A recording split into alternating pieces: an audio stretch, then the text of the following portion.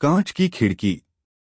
हर सुबह जैसे ही सूरज की पहली किरणें गांव के छोटे से रेलवे स्टेशन को छूतीं, रमाकांत बाबू की खिड़की पर रोशनी की एक पट्टी आ टिकती।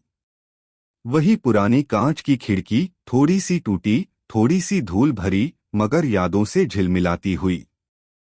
रमाकांत बाबू अब 75 के हो चले थे। रिटायरमेंट के बाद से उन्होंने स्टेशन के पास वाले अपने पुश्तैनी घर को ही दुनिया मान लिया था।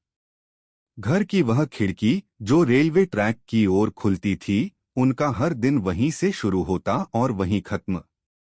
उनका हर दिन एक ही ढर्रे पर चलता। सुबह उठना, खिड़की के पास बैठकर चाय पीना, ट्रेनों को गुजरते देखना और फिर पुरानी डायरी में कुछ लिखना। इस खिड़की से उन्होंने जिंदगी के कई रंग देखे थे। बचपन की शरारतें, जवानी का पहला प्यार, शादी की तैयारी, बच्चों की विदाई और पत्नी की चुपचाप विदाई भी। मगर रमाकांत बाबू की इस रोजमर्रा की दुनिया में उस दिन एक नया मोड़ आया। एक दोपहर जब वह खिड़की से बाहर देख रहे थे, उन्होंने देखा कि स्टेशन के पास एक लड़की बैठी है, शायद कोई मुसाफिर। पर खास बात यह थी कि वो लड़की रोज वहीं बैठती थी, उसी समय, बिना किसी ट्रेन का इंतजार किए। उसने एक नीली डायरी पकड़ी होती और बार बार खिड़की की ओर देखती। तीसरे दिन रमाकांत बाबू ने खुद को रोका नहीं।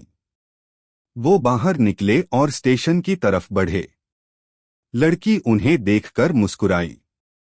आप हर दिन यहीं बैठती हैं? उन्होंने पूछा।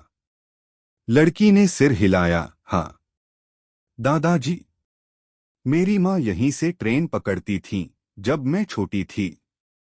अब वो नहीं हैं, पर मैं उनकी डायरी पढ़ने यहीं आती हूँ। उन्होंने लिखा था कि इस खिड़की से उन्हें सबसे सुकून मिलता था। रमाकांत बाबू का दिल जैसे किसी भूले हुए राग से भर गया। उन्होंने धीरे से पूछा, क्या तुम्हारी माँ का नाम कविता था? लड़की चौंकी। हाँ, आप जानते हैं उन्हें? रमाकांत बाबू की आंखें भीग गईं। वो मेरी पहली मोहब्बत थी। हमने इस खिड़की से ही जिंदगी देखी थी, सपने देखे थे। पर किस्मत ने हमें अलग कर दिया। उस दिन खिड़की सिर्फ एक खिड़की नहीं रही। वो एक पुल बन गई, बीते कल और आज के बीच, दो पीढ़ियों के बीच, अधूरी मोहब्बत और अधूरे जवाबों के बीच। अब रमाकांत बाबू उस खिड़की पर अकेले नहीं बैठते। लड़की नीलिमा रोज उनके साथ होती है। वे दोनों एक दूसरे की कहानियां सुनते हैं, कविता की डायरी पढ़ते हैं और उस टूटी हुई कांच की खिड़की से जिंदगी को फिर से जीने की कोशिश करते हैं। समाप्त।